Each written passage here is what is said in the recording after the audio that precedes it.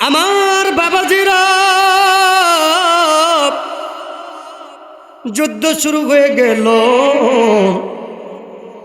এক পর্যায়ে মুসলমানের কিছু সৈন্যগুলো ঘটনাক্রমে রোম পারস্যের সেনাবাহিনীর হাতে ধরা পড়ে গেল। কিছু সৈন্য ধরা পড়ার পরে বাদশার কাছে চিঠি লেখা হলো, রোম পারস্যের বাদশাহ,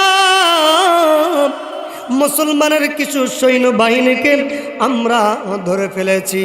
বাদশা ডাক দিয়ে বলে, ঠিক আছে, তাদেরকে আমার রাজদরবারে নিয়ে আসো। রাজদরবারে নিয়ে যাওয়া হলো। এবার রোম পারস্যের সৈন্যবাহিনী চিন্তা করলো, যখন আমরা রাজদরবারে নিয়ে যাব, যাওয়ার সাথে সাথে এদেরকে সুরে চলায়া হত্যা করে দিবে।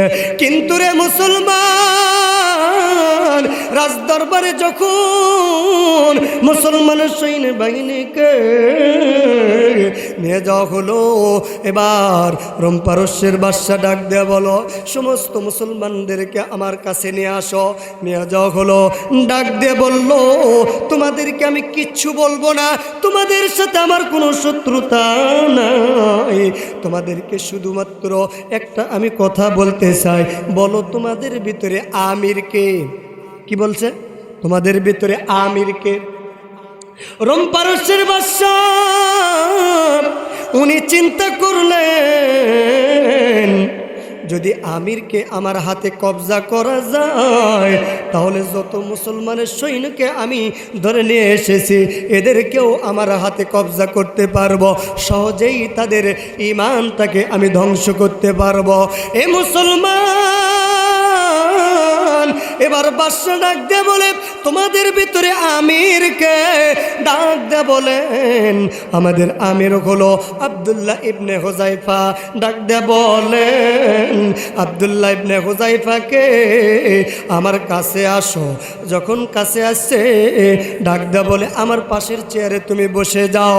রোম পারস্যের সেনাবাহিনী অবাক দৃষ্টিতে তাকায়া আছে, কি ব্যাপার, কি ব্যাপার?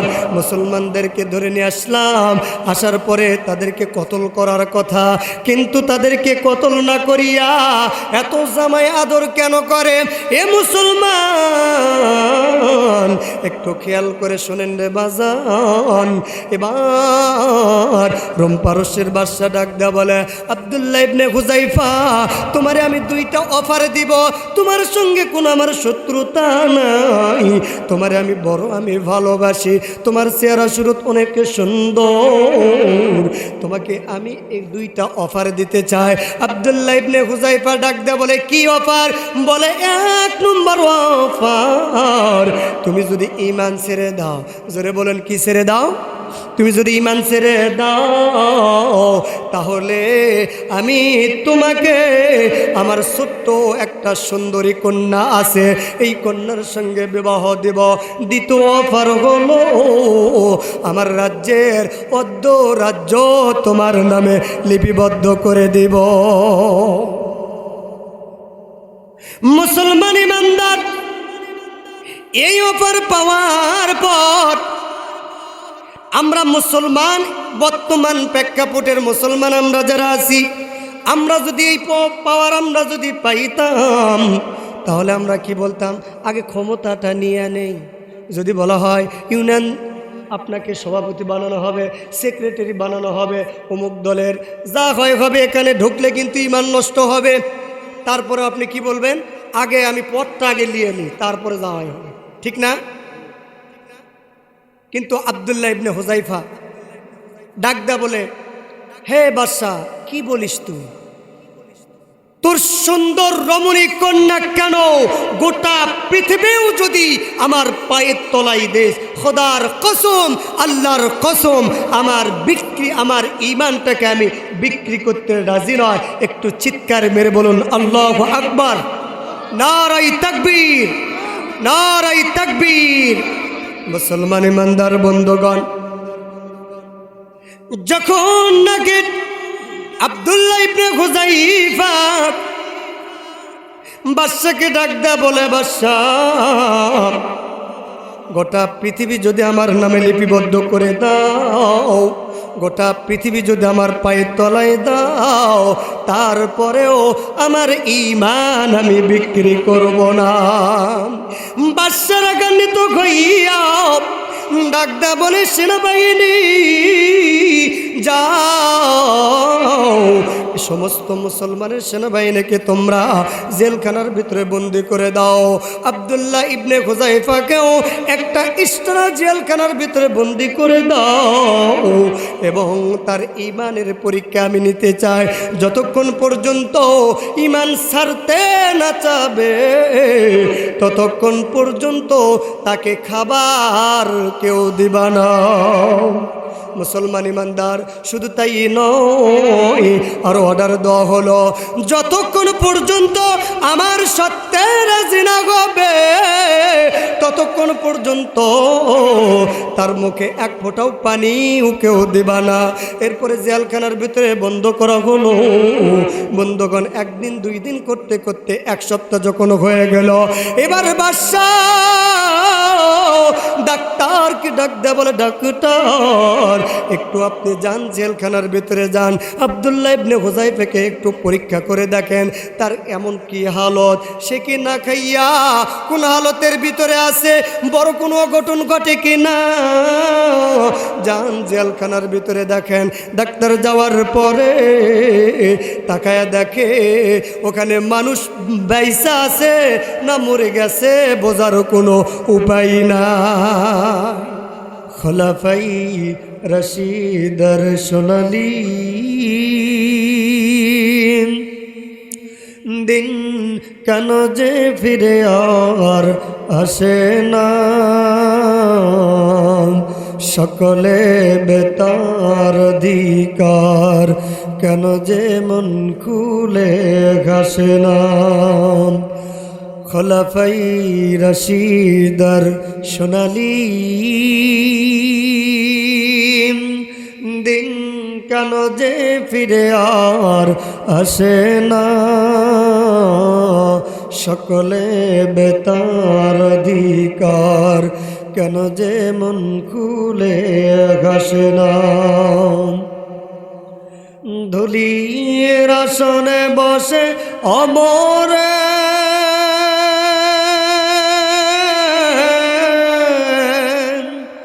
রাজ্য শাসন করেছেন, ওদের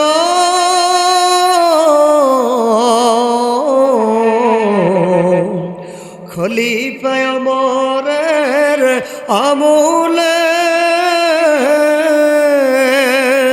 কোনো জীব না খেয়ে মরেছে, সেই ওমরের মতো কি ধরাতে আর কি কোনো দিন হবে না। খোলাফাই রশিদর সোনালি দিন কেন যে ফিরে আর আসে না, সকলে বেতার অধিকার কেন যে মন খুলে হাসে না। চারিদিকে শুনি শুধু হাহাকার,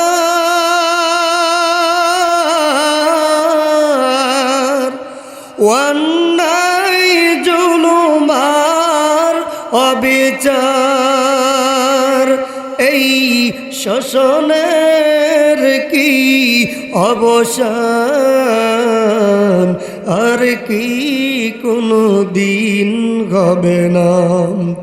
খোলাফাই রশিদর সোনালি দিন কেন যে ফিরে আর আসে না, সকলে বেতার অধিকার কেন যে মন খুলে ঘাসে না। আমার আল্লাহ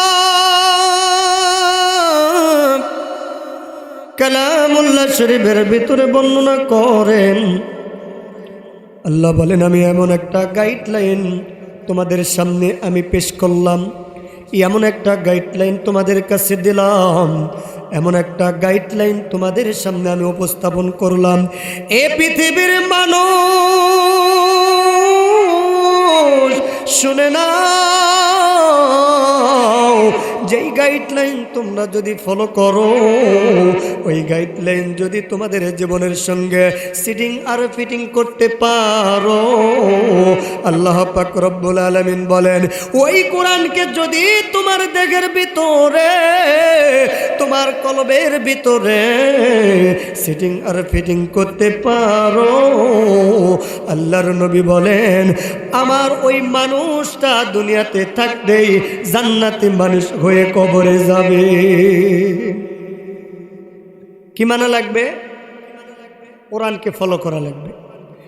আল্লাহ পাক রব্বুল আলামিন কালামুল্লাহ শরীফের ভিতরে সুন্দর করে জানায়া দেন। আল্লাহ বলেন যালিকাল কিতাব লা রাইবা ফি, আমি এমন একটা কিতাব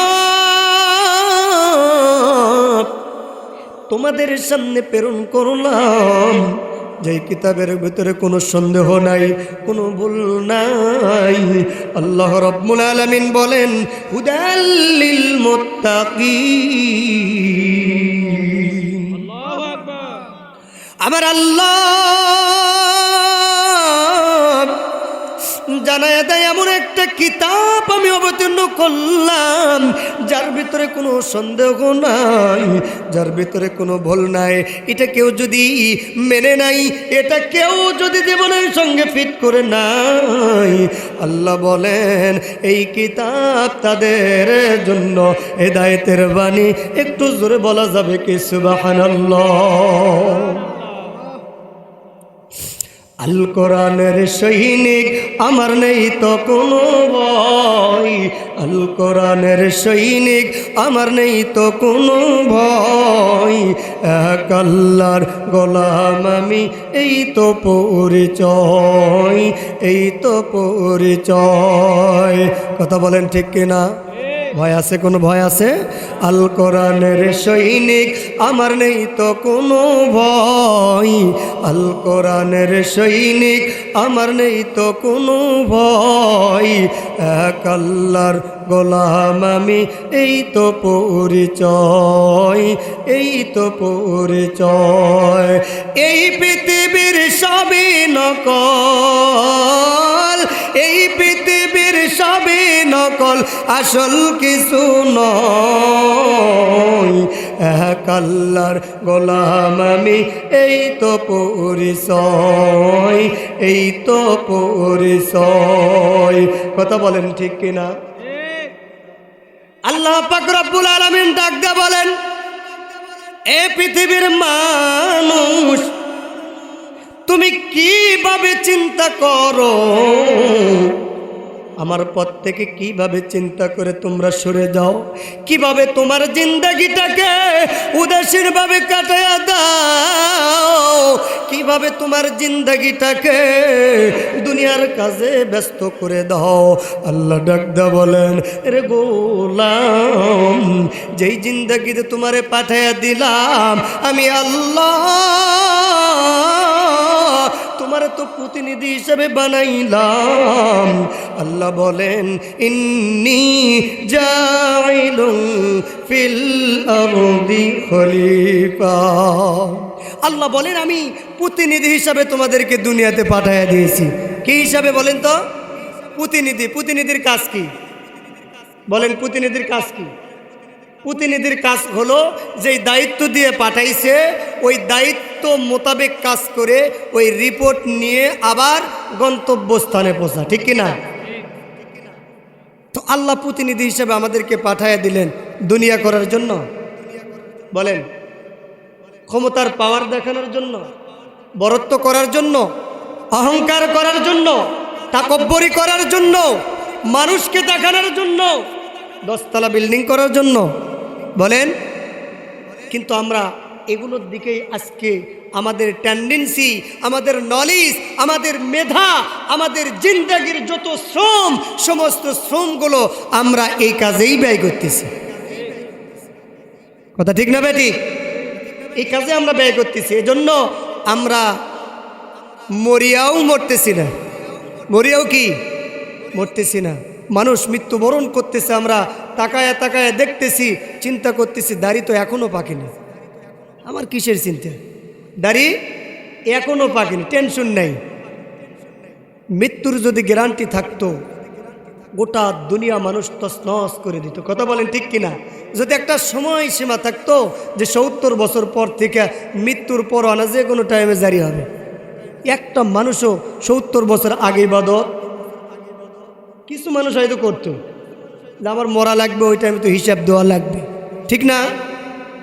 আর যেটা শয়তান আছে এরা তাকবীর শুনে বাড়ির যা ঘুম আসবে, বুঝলেন না?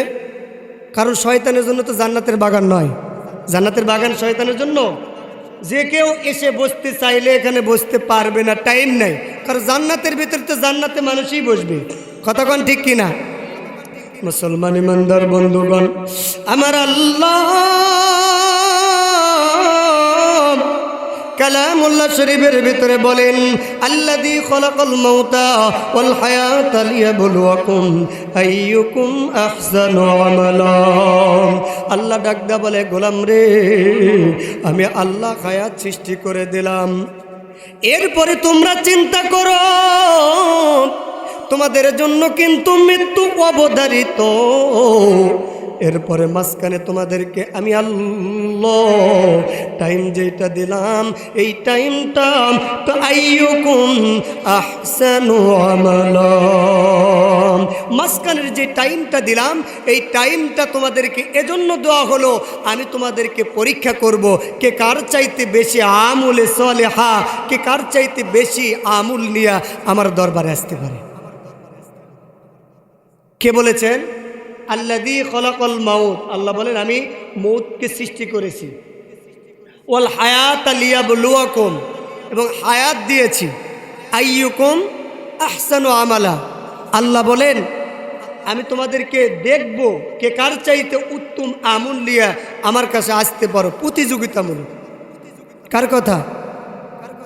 আল্লাহর কথা। সূরাতুল মুলুক 29 নম্বর পারা, আপনারা খুলে দেখবেন, বাংলা যারা তরজমা পড়তে পারেন খুলে দেখবেন, আল্লাহ পাক রব্বুল আলামিন সুন্দর করে জানিয়ে দিয়েছে। এজন্য এই সূরা মুলুকটা আল্লাহ পাক নাজিল করেছেন গোটা জাতির জন্য, মুলুকটা জগতের জন্য। আল্লাহ পাক বলেন, বান্দা এই জগৎটাকে তোমরা সাজাই বাকি দিয়া, কোরআন দিয়া, আর কোরআনের ভিতরে তোমরা ঢুকে দেখবা আমার নিয়ম নীতি সব কিছু দেওয়া আছে। কারণ কোরআনুল কারীম হচ্ছে মুকাম্মিল লিজামে হায়াত, কমপ্লিট আউট অফ লাইফ কালামে রব্বানি, আখিরি কালাম, দরবারে ইলাহির থেকে বিশ্ব মানবতার জন্য সর্বশেষ পায়গাম। কিয়ামত পর্যন্ত একটি কথাও এই পৃথিবীতে আর আসবে না। আসবে? কোরআনে যা দিয়েছে আর পৃথিবীতে আসার প্রয়োজন আছে নাই, সব কিছু কমপ্লিট একটি কিতাব আমাদের মাঝে আল্লাহ পাক দিয়েছেন। বলে আল্লাহু আকবার। যেন আল্লাহ বলে কোরআন ধরো, কোরআনটাকে খুলে খুলে দেখো, এই কোরআনটা আমি আল্লাহ এমনভাবে লিপিবদ্ধ করে দিয়েছি যার ভিতরে কোনো সন্দেহ নাই। চ্যালেঞ্জ করেছে আল্লাহ, পৃথিবীর কোন মানুষ আসো তোমরা গবেষণা করে দেখো, এই কোরআন কিনে যারা ভুল ধরার জন্য গবেষণা করেছে। আজকে নাসার বিজ্ঞান প্রমাণ করে কোরআনকে গবেষণা করতে গিয়ে শত শত বৈজ্ঞানিক গোপনে ইসলাম ধর্ম গ্রহণ করেছে। সুবহানাল্লাহ বলবেন না?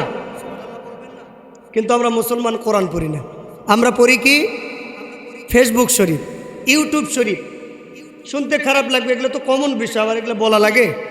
এটা বলার উদ্দেশ্য, আমার সন্তানকে মোবাইল দিয়ে রাখছি, ও কি করতেছে মোবাইলের ভিতরে একটা বড় চিন্তা ভাবনা আমরা করি না? করি।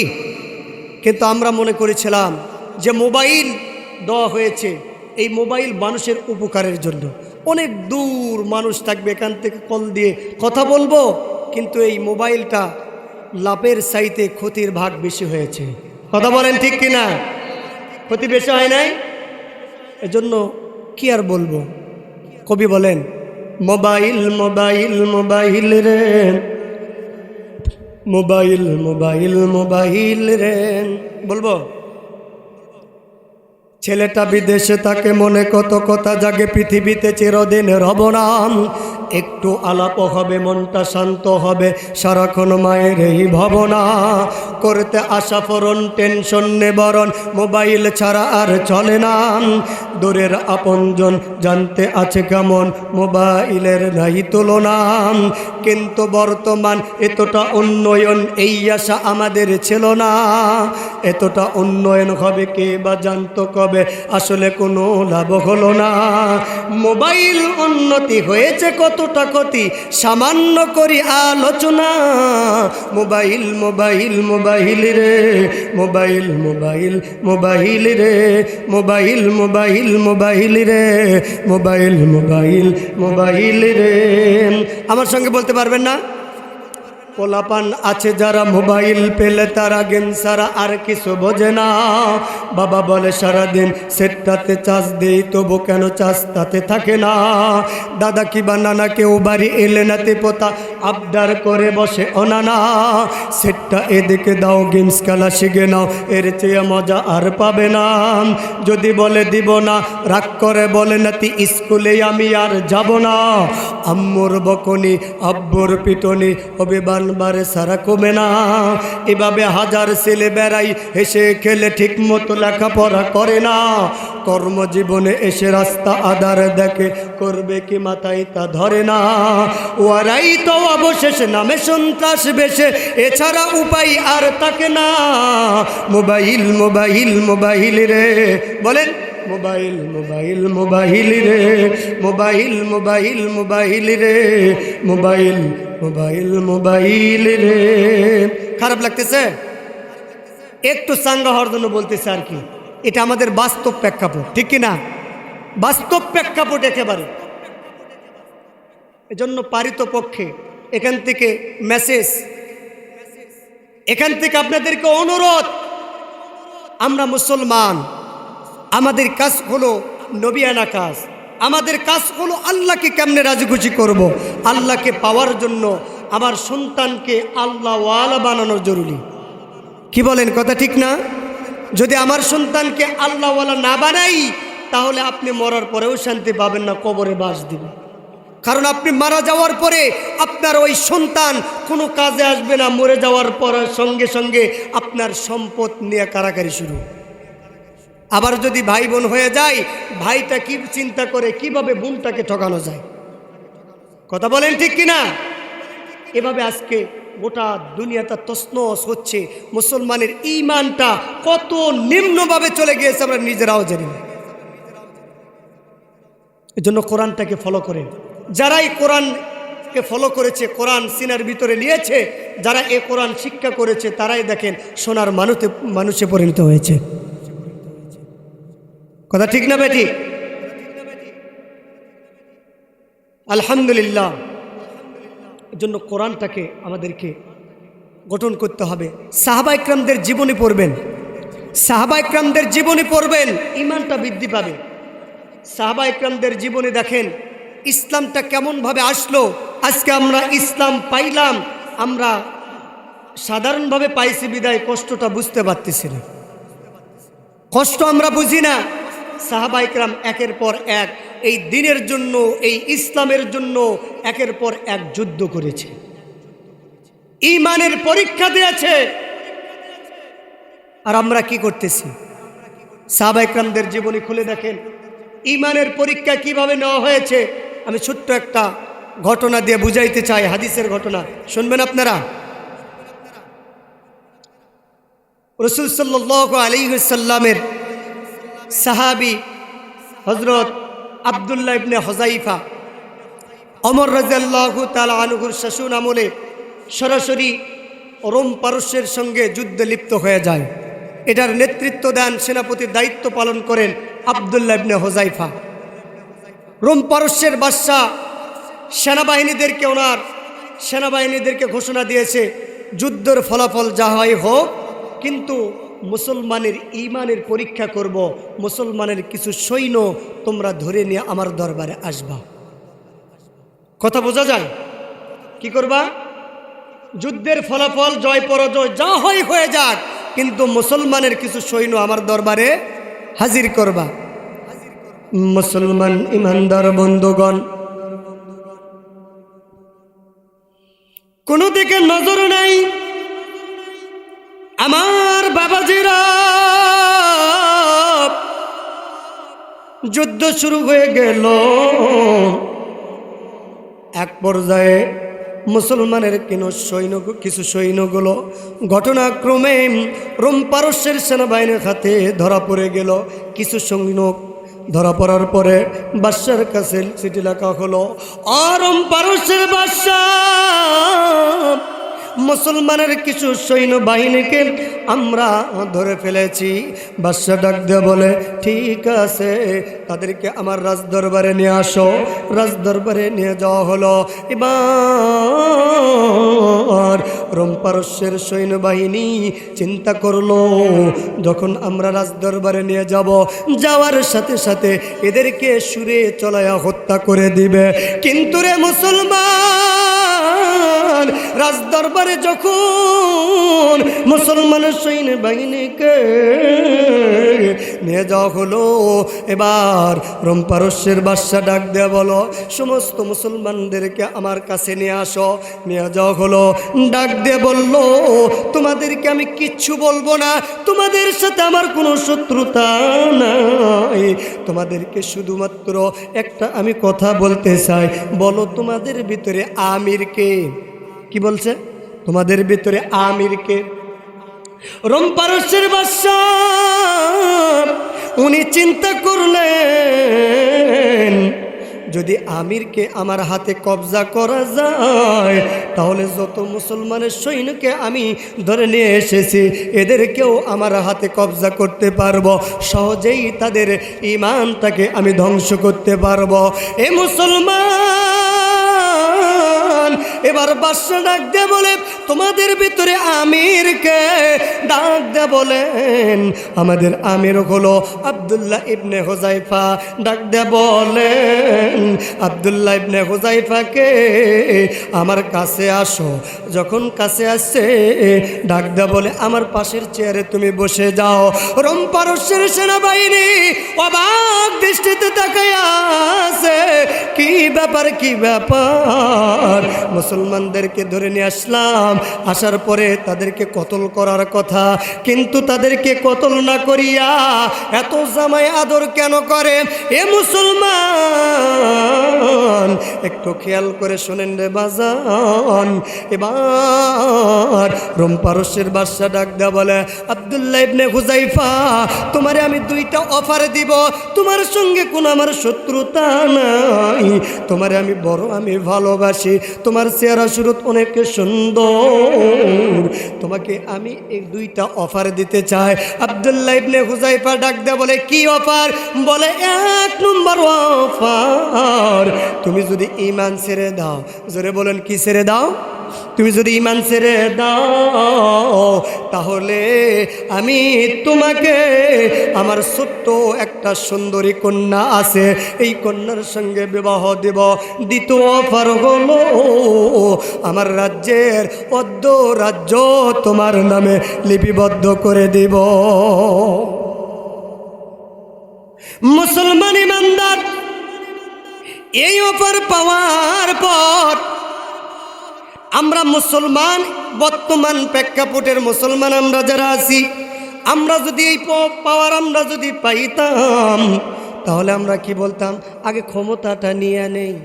যদি বলা হয় ইউনিয়ন আপনাকে সভাপতি বানানো হবে, সেক্রেটারি বানানো হবে, অমুক দলের, যা হয় হবে, এখানে ঢুকলে কিন্তু ঈমান নষ্ট হবে, তারপরে আপনি কি বলবেন? আগে আমি পদটা আগে নিয়ে নিই, তারপরে যাওয়াই হবে, ঠিক না? কিন্তু আব্দুল্লাহ ইবনে হুযায়ফা ডাক দেয়া বলে, হে বাদশা, কি বলিস তুই? তোর সুন্দর রমণী কন্যা কেন গোটা পৃথিবীও যদি আমার পায়ের তলায় দেশ, খোদার কসম, আল্লাহর কসম, আমার ঈমানটাকে আমি বিক্রি করতে রাজি নয়। একটু চিৎকার মেরে বলুন আল্লাহু আকবার, নারায়ে তাকবীর, নারায়ে তাকবীর। মুসলমান ইমানদার বন্ধুগণ, যখন নাকি আব্দুল্লাহ ইবনে হুযায়ফা বাদশাকে ডাক দেয়া বলে, বাদশা, গোটা পৃথিবী যদি আমার নামে লিপিবদ্ধ করে দাও, গোটা পৃথিবী যদি আমার পায়ের তলায় দাও, তারপরেও আমার ঈমান আমি বিক্রি করব না। বাদশা রাগান্বিত হইয়া ডাকদা বলে, সেনাবাহিনী যাও, সমস্ত মুসলমানের সেনাবাহিনীকে তোমরা জেলখানার ভিতরে বন্দি করে দাও। আব্দুল্লাহ ইবনে হুযায়ফাকেও একটা ইস্টারা জেলখানার ভিতরে বন্দি করে দাও এবং তার ঈমানের পরীক্ষা আমি নিতে চাই। যতক্ষণ পর্যন্ত ঈমান ছাড়তে না চাবে ততক্ষণ পর্যন্ত তাকে খাবার কেউ দিবা না। মুসলমান ইমানদার শুধু তাই নয়, আরো অর্ডার দেওয়া হলো, যতক্ষণ পর্যন্ত আমার সত্যে রাজি না হবে ততক্ষণ পর্যন্ত তার মুখে এক ফোঁটাও পানিও কেউ দিবা না। এরপরে জেলখানার ভিতরে বন্ধ করা হলো। বন্ধগণ একদিন দুই দিন করতে করতে এক সপ্তাহ যখন হয়ে গেল, এবার বাদশা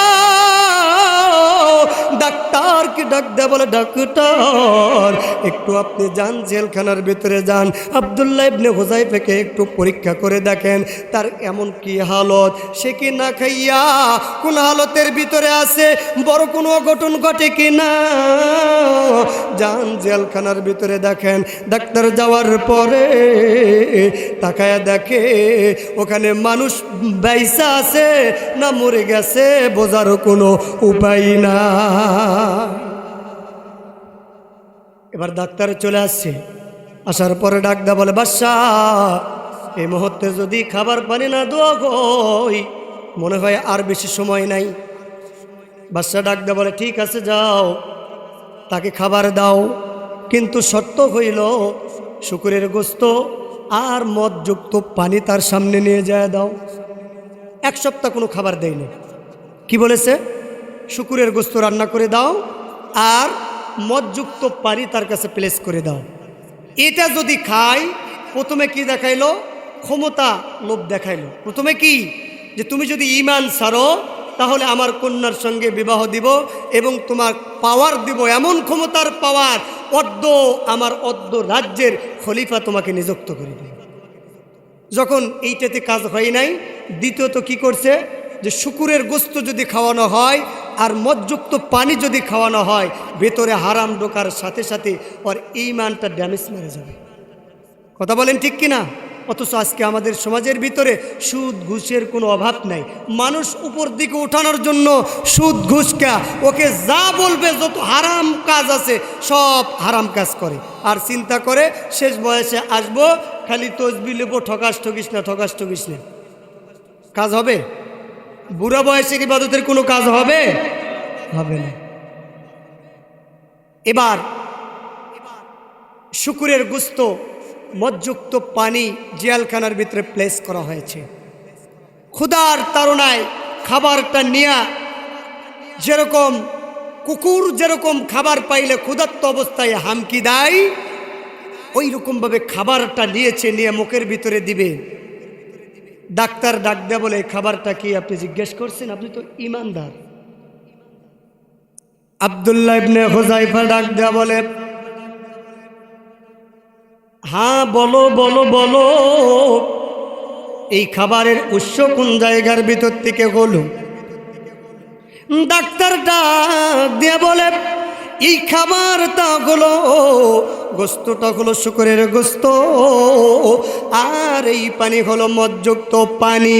যেই মাত্র বলেছে শুকরের গোস্ত আর মদযুক্ত পানি, মুসলমান ইমানদার যেই আল্লাহর বান্দা এক সপ্তাহ না খাওয়ার কারণে জবানটা বন্ধ বন্ধ ভাব, কথাও বলতে পারে না, ছোট্ট ছোট্ট আওয়াজ দিয়ে বলতেছিল, যেই মাত্র বলেছে শুকুরের গোস্ত আর মদযুক্ত পানি, সাথে সাথে ঈমানটা বৃদ্ধি হয়ে গেছে।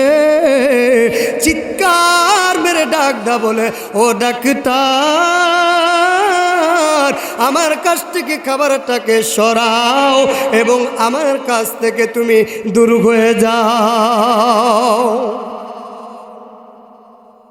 মুসলমান ইমানদার এবার খাবারটা নিয়া বাদশার কাছে গেল, ডাকদা বলে, বাদশা নামদার, আপনার যেই খাবারটা আপনি প্লেস করেছেন এই খাবার তো সে খাইল না।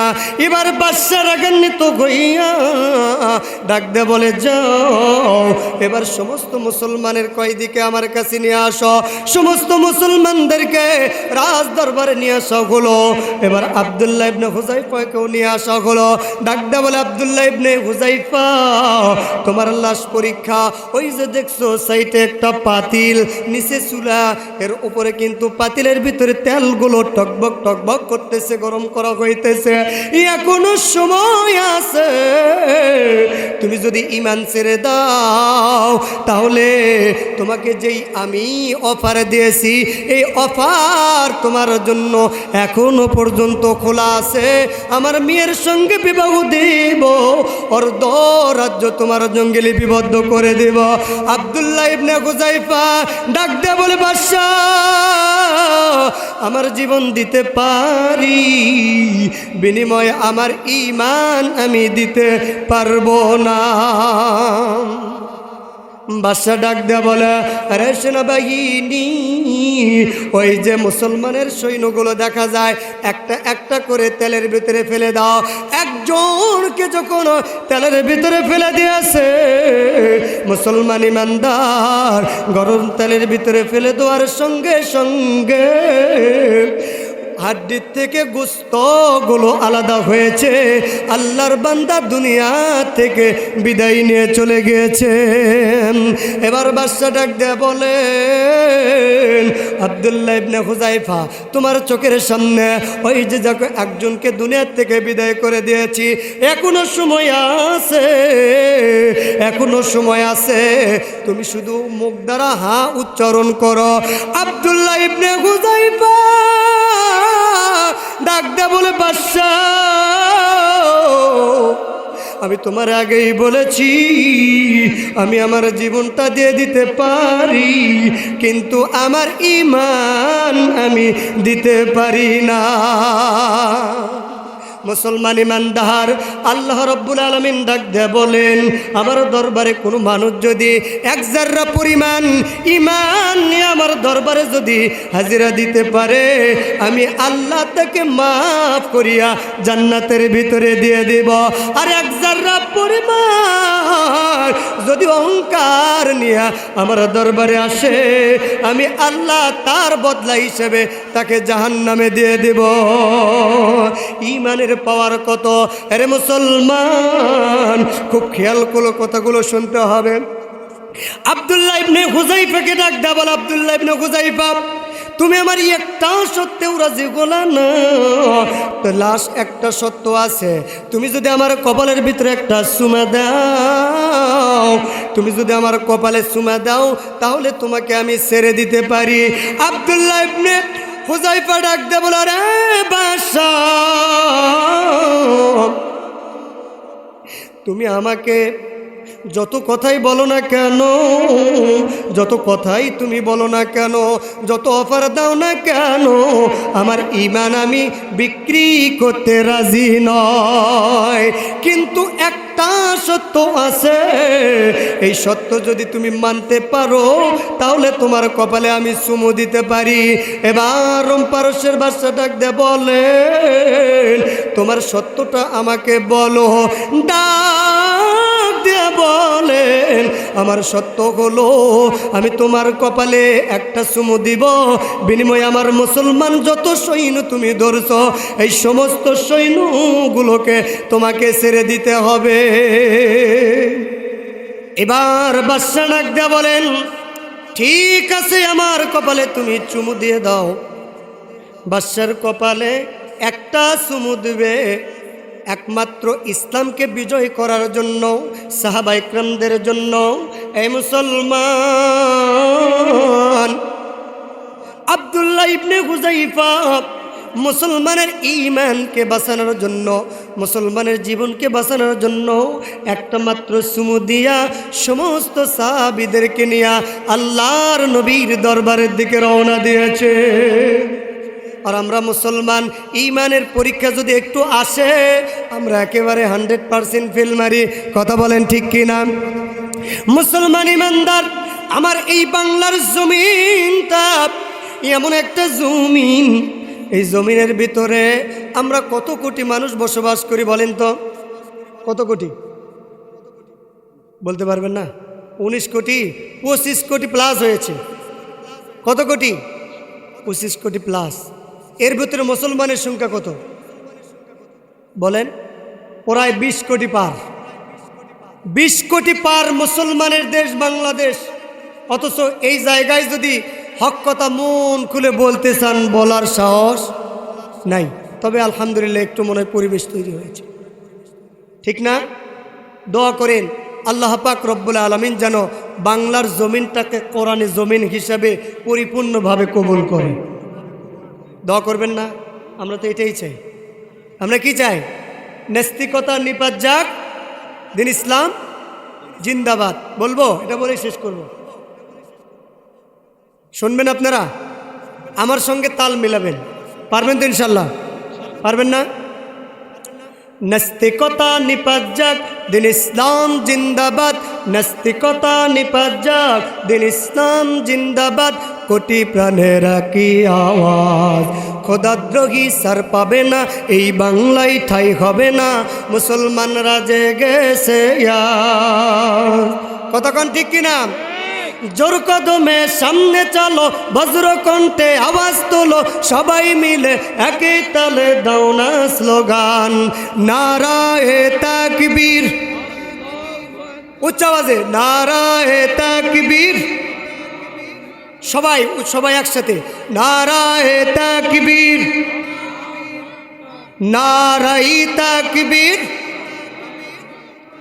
মুসলমানের এই দেশেতে নাস্তিকদের ঠাই নাই, নাস্তিকদের পক্ষে যারা তাদের কোনো রক্ষা নাই। কথা বলেন ঠিক কিনা? মুসলমানের এই দেশেতে নাস্তিকদের ঠাই নাই, নাস্তিকদের পক্ষে যারা তাদের কোনো রক্ষা নাই। এ দেশেতে থাকতে গেলে কোরআন মানতে হবে, কোরআন না মানলে তারা বিতাড়িত হবে। জোর কদমে সামনে চলো, বজ্রকণ্ঠে আওয়াজ তুলো, সবাই মিলে একে তালে দাও না স্লোগান, নারায়ে তাকবীর। সবাই সবাই উচ্চ আওয়াজে নারায়ে তাকবীর। বাহির থেকে মানুষগুলো বুঝা ওরা যেন মাহফিলের প্যান্ডেল ভিতরে আসে, এই ব্যবস্থা করতেছি।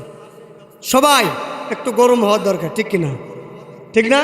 সবাই উচ্চ আওয়াজে নারায়ে তাকবীর, নারায়ে তাকবীর।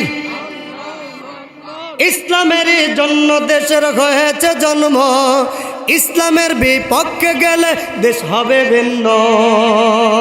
কথা বলেন ঠিক কিনা? পেঁয়াজ লওয়া বন্ধ করে দিয়েছে, পেঁয়াজ এখন পচতেছে, ঠিক না? ইসলামের জন্য দেশের হয়েছে জন্ম, ইসলামের বিপক্ষে গেলে দেশ হবে ভিন্ন। ইসলামের বিপক্ষে যারা নিয়েছে অবস্থান, এই বাংলায় ঠাই হবে না, যাও হিন্দুস্তান। কতক্ষণ ঠিক কিনা? জোর কদমে সামনে চলো, বজ্রকণ্ঠে আওয়াজ তুলো, সবাই মিলে একই তালে দাও না স্লোগান, নারায়ে তাকবীর, নারায়ে তাকবীর, নারায়ে